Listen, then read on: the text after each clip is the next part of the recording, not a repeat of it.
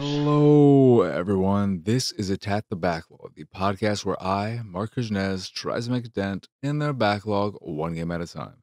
This episode is all about Kingdom Come Deliverance, and this is part one of what will be a two or three, probably a three-part series, because I am assuming quite confidently that my time with this game will fall into a third week.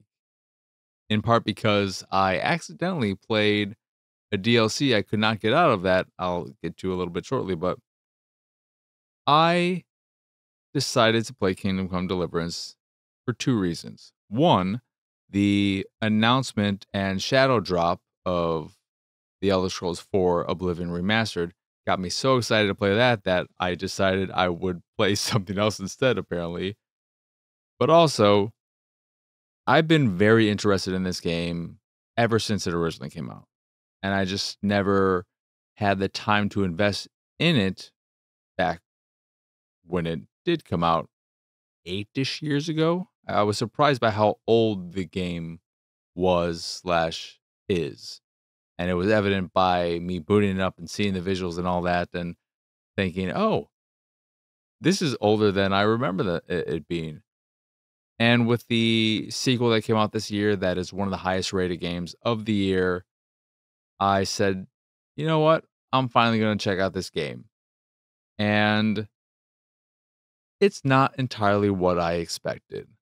I thought, first and foremost, it was more of an open-ended, create your own character and start from the slums, from a very simple life, and potentially see yourself or specifically see yourself getting into knighthood or just becoming a more prestigious person in this world.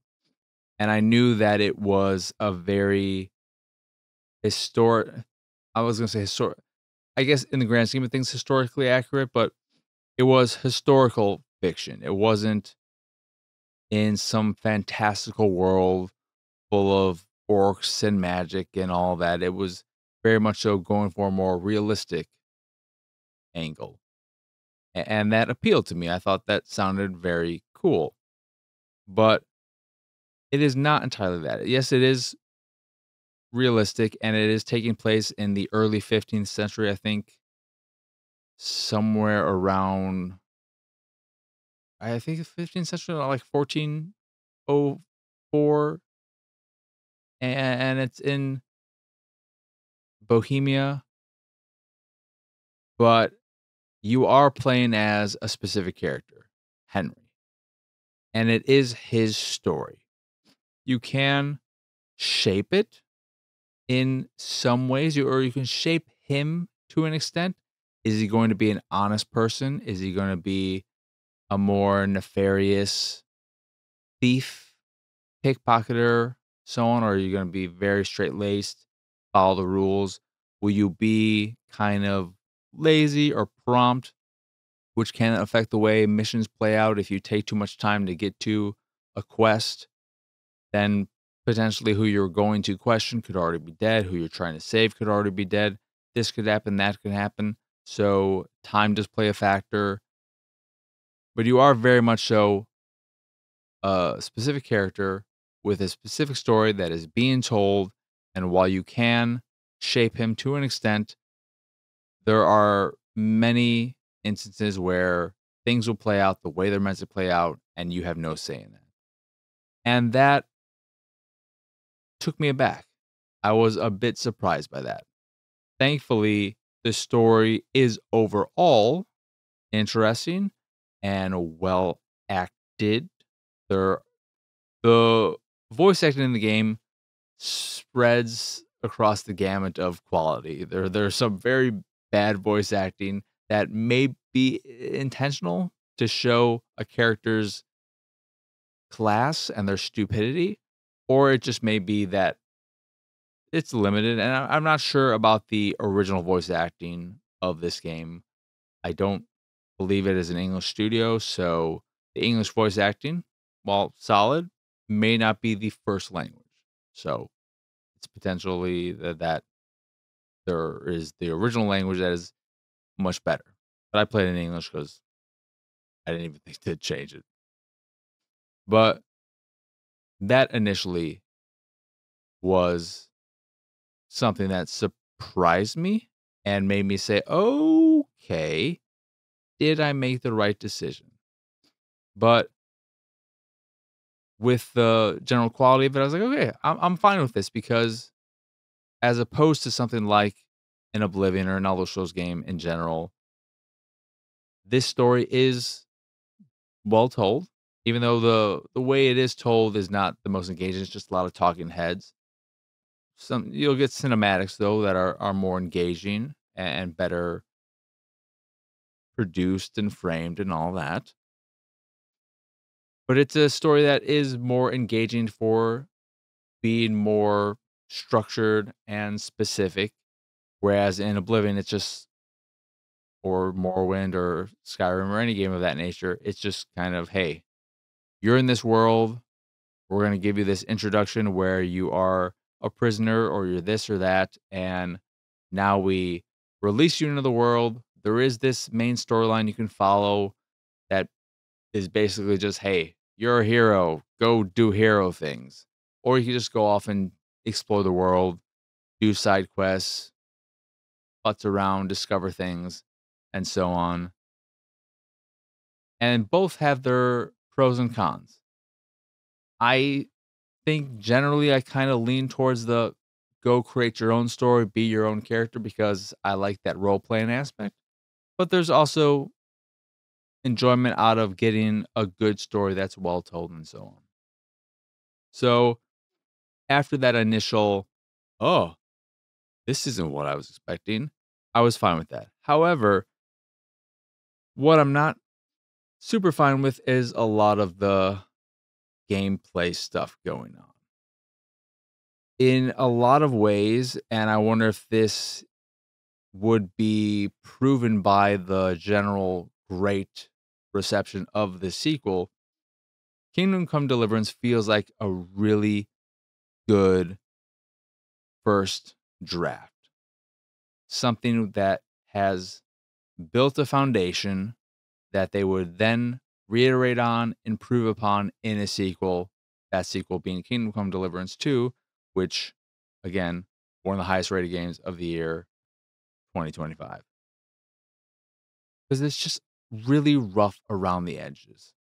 I'm playing this on Xbox Series X. So on PC, some of the visual things could be removed, but there is a lot of texture pop in when you're exploring the world, which isn't the worst, but it's not the best looking game. But it's fine. And again, it is an older game, so I don't really fault it for that. But the game mechanically has just been frustrating the hell out of me.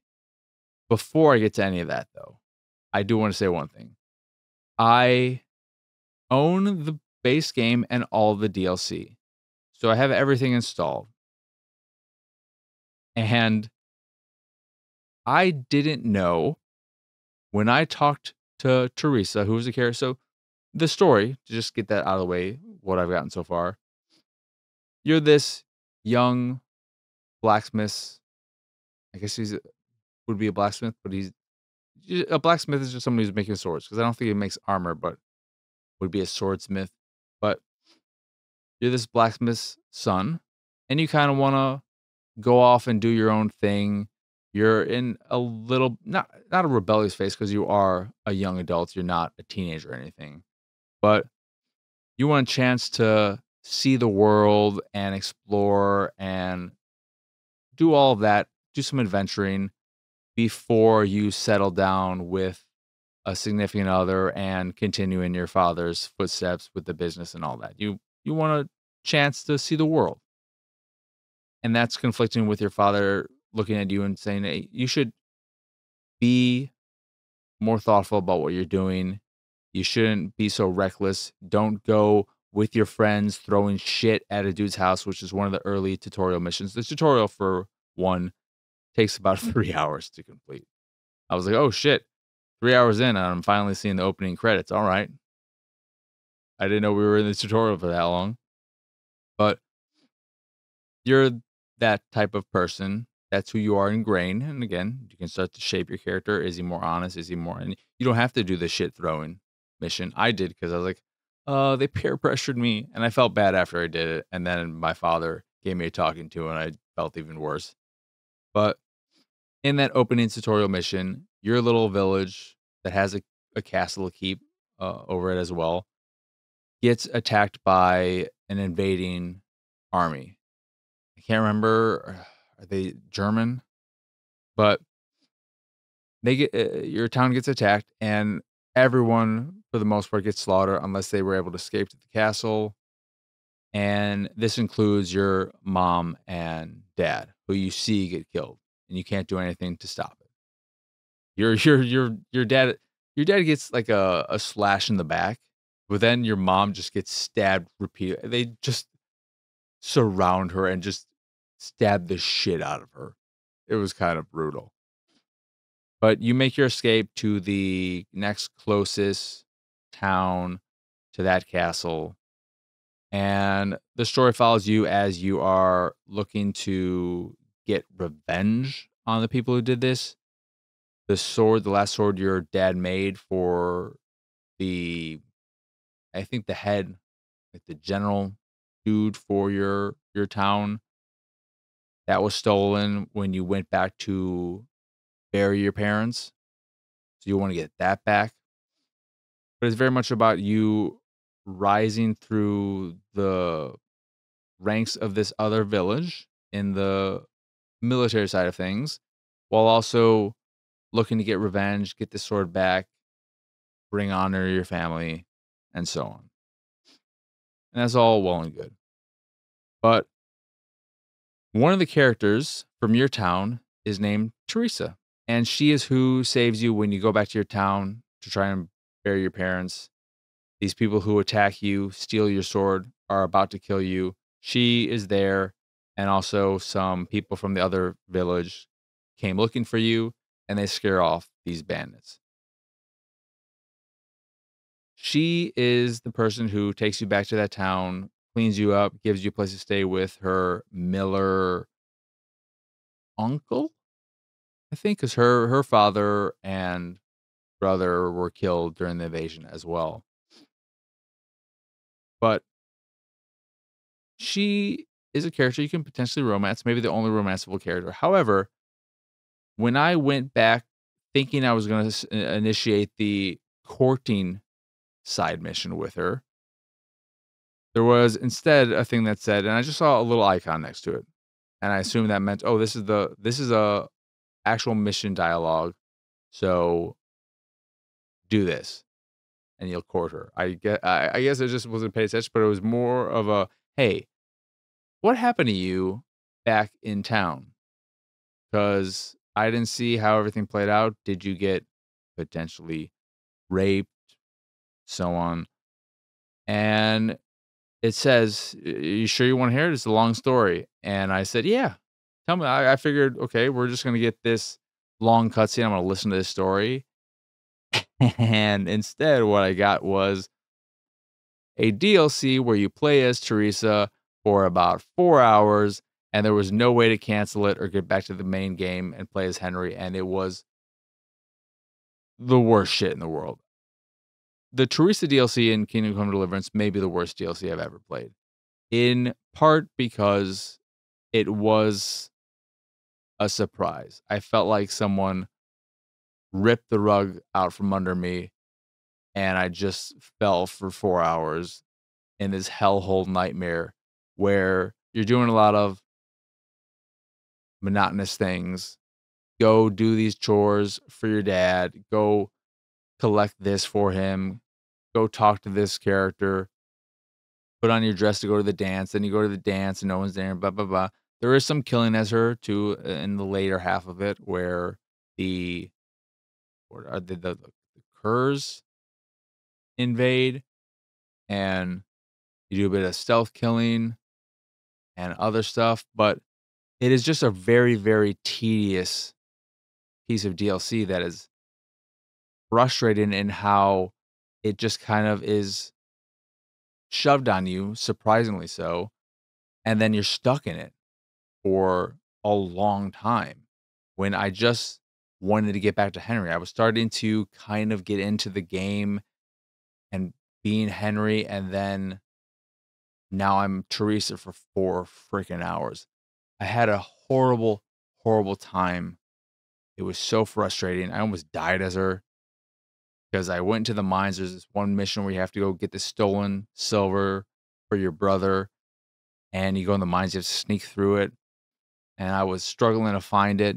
I eventually just stumbled my way onto it. And I think in my wanting to just finish that mission, I wasn't as careful leaving the mine, so someone saw me, and I just running out the thing, and they kept catching up to me, hitting me, I think just punching me in the back of the head.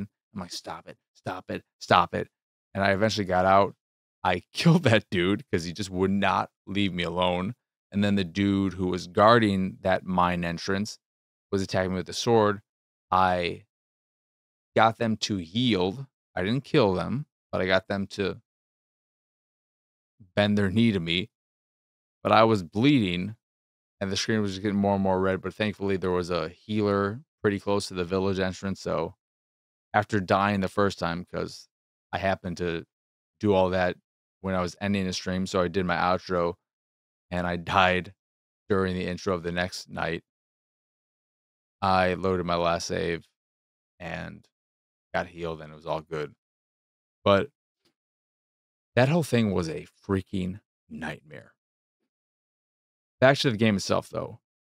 The issues I've had with it are that mechanically, it's just a pretty frustrating experience because of the insistence on going for this more realistic feel. Combat, in particular, is incredibly finicky and complicated in a way that I think would feel good and benefit from solo combat or one-on-one fights. So the way combat works, there's a bow and arrow where there's no on-screen curve. I don't understand how I'm supposed to gauge where the arrow is going to go. It doesn't do a good job of teaching me that, and I'm not going to just keep buying arrows and wasting them. And I had to do this hunting mission with Sir, kind of a douche, but he's kind of becoming a little bit better kid dude. But the swordplay works off of both. Well, you can do like a regular slash or a stab. And with the slashing, you have, I think, 6 angles to come at it. May maybe you have I think you have top, bottom, left, right, and then the 4, not corners, but diagonals. So 8, we'll say. And the way it works is that it is very directional base. So depending on how the character you're fighting is defending, you'll want to try and get them from the other side. You can't do feints so that you look like you're gonna attack them from the top, but then very quickly you go from the bottom or the side or something like that. And that whole system isn't bad inherently. In one-on-one fights, it can be interesting and tense when you're getting into these long drawn out fights where you keep blocking, they keep blocking, and it's just about trying to get one hit in every now and again until one of you can't take anymore. That is solid. However, there are so many instances, the vast majority of instances for me so far have been cases where I am being attacked or I have to attack multiple opponents at the same time. And when that happens, it's a fucking nightmare because there is seemingly a forced lock on. So I didn't find a way to unlock on when engaging in combat. I think it just says, okay, you're in combat. We're going to throw you into this combat system and there's no way of getting out of it. So that becomes frustrating because it focuses the camera in such a way so that it's hard to gauge where everyone else is. And it'll sometimes just jump. I guess it's jumping between the characters who are closest to you. So if somebody gets in a little bit closer to you, it'll jump to them, but you were trying to focus on this other character, and it just is a visual mess, a gameplay. It feels like shit. So, because the vast majority of combat ends up being against multiple opponents, at least so far in my experience, combat sucks. I hate it so much. And it sucks because I, again, think the combat system inherently isn't bad. It is just the way it is you, or it's the fact that you have this combat system that feels very geared towards one-on-one fights, and most of what I'm doing is not one-on-one fighting. It feels like it's fighting against itself. Then you have the lock picking system, which I just was introduced to recently, and that there is simplified lock picking, but with the original lock picking system is with the analog sticks. You have one where you're trying to find the sweet spot of the lock. And when you find that, then you start to rotate the lock, but also the sweet spot. So you have to rotate them both at the same time and do it so that you don't damage the lockpick. Or with simplified lockpicking, you just have to find the sweet spot and then you press a button to auto rotate the lock, and then you're just focused on rotating the sweet spot part of the lock that you're focused on. While the simplified is simplified and easier, I still think that this is probably the worst lockpicking minigame I've ever played. I find it very frustrating, very difficult in an annoying way. I don't like it. It just pissed me off. I went through after doing the initial lockpicking mission to learn the skill, I was given 14 lockpicks, and I went through 13 to unlock one chest and said, "Yeah, I'm probably not gonna be doing a lot of lockpicking in this game." But I still after getting out of the Teresa DLC, I started to get more and more back into the game because I do like the world. I do like the story overall. And while the gameplay from a mainly from a combat standpoint frustrates me, and I think riding the horse is horrible. I hate it. Stupid ass Pebbles. I hate him so much. He also the little chicken baby. I try to get away from an ambush when I got attacked by 4 or 5 dudes, and he just threw me off again and ran off. What a piece of crap. But I like the world, and I like the vibe of the game. I do like the realistic take on things. I like the historical fiction side of things. It's very interesting. Not knowing a lot about this time, this era, and this country and all this stuff, I find it very fascinating. I like the fact that the way the leveling and skill system works is through usage and not just a blanket. You gain XP from doing all these things, and then you can dole out your points how you want. No, you earn XP in sword play through actually sword fighting. You earn points in defense through defending. You earn points in agility and vitality through so on. You earn points in speech or in reading through doing these activities. I like the fact that your character, being of a lower class, doesn't know how to read initially. And as you improve your skill, the words become clearer and clearer in books so that you can read them if you want the flavor text, but you're just reading them and gaining the knowledge inherently without having to actually read them. But I like the fact that it plays out kind of like a reverse dyslexia where the words and letters are jumbled. And as you improve that skill, things become clearer and clearer. But it also shows us people who can read that when we see words that are basically anagrams, your mind can very quickly figure out what a word is supposed to be, which I find that always very cool when you are able to read something that is not spelled right just through your experience and knowledge throughout the years. But I like that system.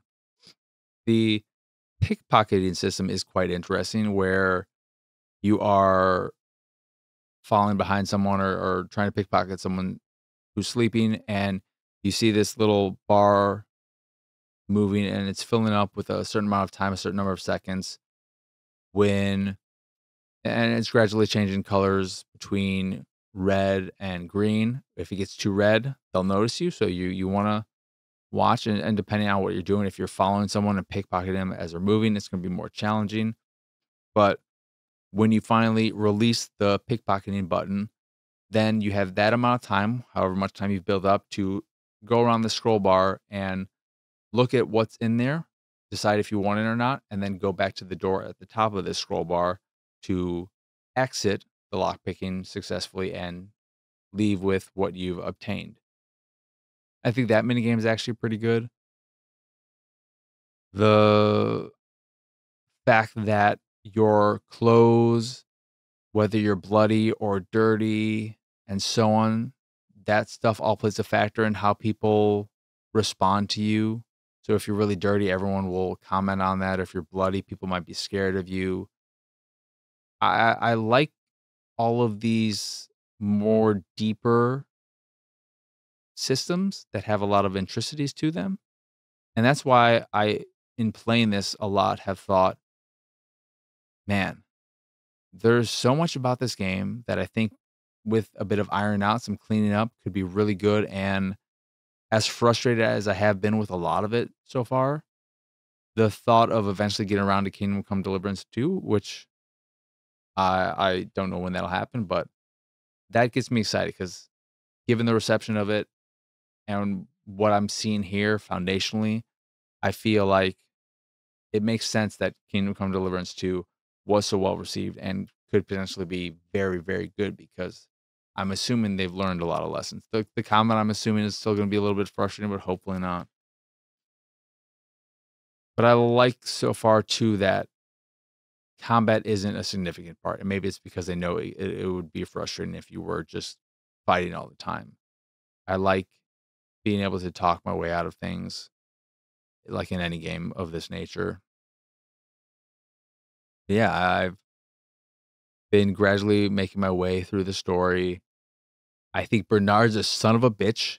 I think his heart's in the right place, but my God, did he give me a talking to and it pissed me off. Like, what did I even do?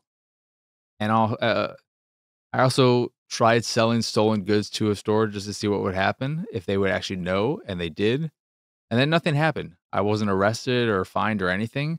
But then when I went back to Bernard for a mission, somehow he, in a completely different village, fucking knew. He was the only one, the only guard in the world who knew I did something bad. It's like, you stole some shit. That's not good. You gonna pay a fine or what are you gonna do here? And I was like, fine, I'll pay this fine. Like, and return all your stolen goods, which I had all my stolen goods on my horse, so he didn't check the horse, I guess. And I still had those. So I was like, okay, fine, whatever, big deal. But dude, Bernard, chill the fuck out. All right. My God. What is your problem? But I'm it's a weird thing to try and gauge in terms of how much my enjoy the Teresa DLC was a big hurdle. It almost killed everything for me. Getting out of that was key. And after that, I've gradually enjoyed it more and more. I just get frustrated specifically more than anything in the parts where I have to engage in combat in some way and it's against multiple opponents. I think genuinely, if that wasn't there or the combat system was different, if there was a simplified combat thing in addition to the way they have a simplified lockpicking mechanic, gameplay, whatever mode, I think that would remove a lot of the frustration because that is where things can really fuck me over. There was an instance where I had to take out two bandits and I had to reload a save over and over and over again, maybe 5 or 6 times because I kept dying to these two dudes because it was just a mess. Again, multiple opponents, fucking mess. One, not bad. If you're as long as you're patient and don't get frustrated, because I in that thing too, I eventually figured out I could sneak up on one and hack them to death. I couldn't knock them out or stealth kill them. I didn't have any daggers on me. But I could get it down to one-on-one fighting, but I was just too frustrated at that point that I still died a few more times after that. And the save system is also a bit, I don't say it's going for a more, it's not even a realistic route. It's just being more archaic in that Resident Evil type fashion where you can only save the game at you can save the game at designated beds that you own. You can sleep and save there, or at certain story junctions. So if you make progress in a quest, you'll get a save point. Or there is this limited potion that you'll have access to that's expensive, and you can use one of those to save anywhere at any time. But outside of that, it's never saving. So you could lose a lot of progress potentially if you die and the last save was a while ago.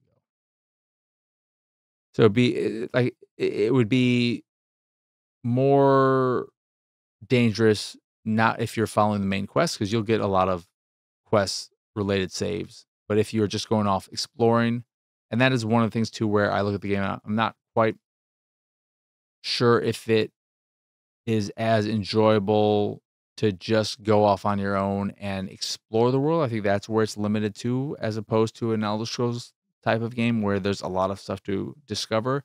I don't get that sense in my first 15, 20 hours with it.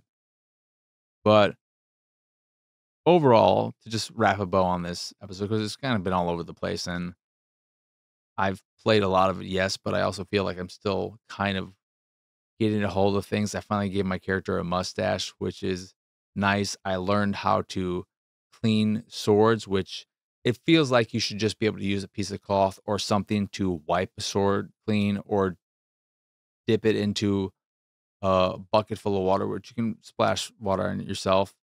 But you can only clean it through using one of the smithing devices or a grindstone, which took me a while to figure out because I just had this bloody sword all the time on me. But what was it going? Yeah. Even though I've played so much, I do still feel like I'm getting a grasp for everything the game because there's a lot going on in the game. There's a lot of stuff on the surface, but there are a lot of little things going on, and overall, I'm liking it. Overall, I'm liking it. But I just learned the alchemy system too, and by I say learned, I mean I saw it. I had no components, and I was like, "This looks complicated. I don't want to engage with this. I don't know if I'm going to engage with this." But overall, I am having a solid time with it.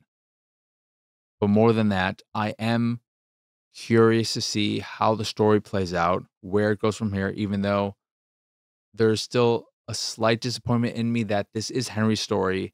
And as much as I can shape him to be the kind of Henry I want him to be, I can't ultimately choose my own story. Even though in something like an Oblivion, if you follow the main story, you're going to, there's not really a lot of branching paths or any branching paths, but it is such a generic story in something like that where it's just like, you're the hero, go kill the dragon, save the day. Yeah. Because of that, I guess it doesn't feel as guided or as linear as it really is. And here it being more specific, I don't know. I like it. It was just something that took me back. But yeah, overall, I'm enjoying the game so far, and I'm excited to play more. But I think more than that, I'm excited to eventually, who knows when, get to Kingdom Come Deliverance 2. But for now, that is going to do it for this here episode of Attack the Backlog. Once again, I am Mark Krishnez. Y'all can find me pretty much everywhere at PX Sausage. If you at PX Sausage, I felt like I just trailed off there. But if you enjoyed this here episode or any of the stuff I do and what have you, you can support me and my nonsense over at patreon.com/PXS. There you can get access to a monthly Q&A, a private Discord channel, along with some fancy Discord roles, or the random drop on the Patreon here or there, depending on your tier. Or you could just support me to support me if that is your fancy. That is, again, patreon.com/PXS. In addition to the Patreon, you can find links to the site, the YouTube, the Discord, and so much more over at pxsausage.com. That is the letter P, the letter X, sausage.com. But that is it. That is all. As always, thank you for watching or listening. I hope you enjoy this here episode, and I hope you have a wonderful, wonderful rest of your day. But for now, adios, arrivederci. Bye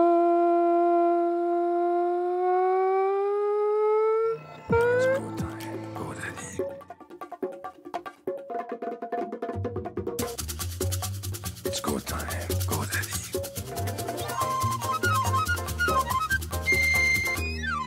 It's go time, go daddy.